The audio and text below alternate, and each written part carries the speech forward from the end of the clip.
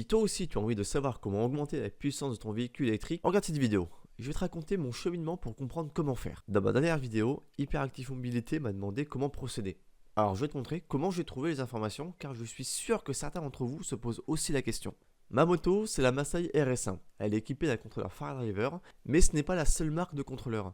Il en existe plein d'autres. Pour savoir lequel est installé sur ton véhicule, je vais te montrer la marche à suivre. Alors pour commencer, tu vas sur Google ou autre, on s'en fiche, et tu marques le nom de la moto. Donc là c'est une Yugbi City 125 et tu marques à côté pièces détachées. Donc nous ce qu'on veut c'est trouver le contrôleur. Donc là tu vas sur un site premier qui vient et lorsque tu fais tes recherches, hop tac tac tac, un peu plus bas, c'est qu'il est tout en bas. Hop.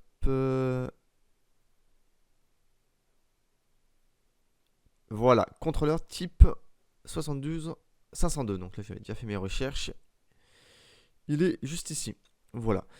Donc, une fois que tu as la référence, donc c'est vraiment ça qui est le plus important à retenir, c'est le type de contrôleur. Tu vas sur Google et tu marques contrôleur suivi du numéro qui est à côté. Donc là, 72 502. Tu vas trouver pas mal de sites chinois, donc l'idée c'est de prendre le premier et de vérifier et de chercher en tout cas le nom de la marque qui est utilisée. Donc là pour le coup c'est Lingbo. Donc là c'est le nom de la marque du contrôleur et tu as juste à faire ta recherche sur internet. Donc Lingbo attaché, sinon ça va pas être bon. Voilà. Donc tu vois que c'est bien un site de revendeur chinois de contrôleurs. Tu cliques dessus. Donc toi ce que tu veux c'est un contrôleur 48 et c'est celui-là, le HD 3 quoi c'est HD 3X. OK. Tu vérifies comme sur les photos du contrôleur du site de revente de pièces détachées que ce soit le même. Là pour le coup, bon, ça ressemble vachement à celui-là. Donc là on est bon. Une fois que c'est bon sur le site, tu vas pouvoir retrouver des informations complémentaires, notamment dans des petits fichiers en PDF. Et là, on a toutes les infos qui sont liées au contrôleur. Et lorsque tu vas un peu plus bas, normalement, tu as une petite partie qui parle de tout ce qui est communication et caractéristiques. Et tu peux voir que là, il y a une partie Bluetooth et communication.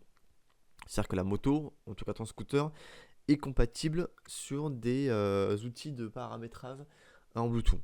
Une fois que c'est fait, bah, tu regardes un peu ce qu'il y a sur Internet. Tac, tac, tac. Alors, tac, tac, tac. C'était celui-là. Et tu marques juste Lingbo Bluetooth. Donc toi, tu vas pouvoir trouver des sites qui vont peut-être vendre des produits qui permettent de reprogrammer ou voir carrément pour ta moto, enfin ton scooter, des gens qui ont fait des tutos sur comment est-ce qu'on fait pour le débrider. Voilà. Donc là, apparemment, il y a un site d'un mec qui te montre un peu la marche à suivre pour débrider la moto, enfin ton scooter. Je fais que confondre moto et scooter, ton véhicule. Voilà. Ton véhicule, donc tu as tout le tuto qui est là. Je sais pas s'il fonctionne. Je pense pas qu'ils mettent de conneries, ça me paraît quand même plutôt plausible. Mais en tout cas, tu as déjà là une piste sur comment faire pour la débrider ou en tout cas modifier les valeurs que tu as envie de modifier. Mais globalement, faire comme ça reste la même chose pour tous les véhicules. Il suffit de chercher le contrôleur et vérifier si le contrôleur en question a un moyen d'être débridé ou pas. Voilà. Il y a de grandes chances que tu puisses, vu que la plupart sont des motos chinoises.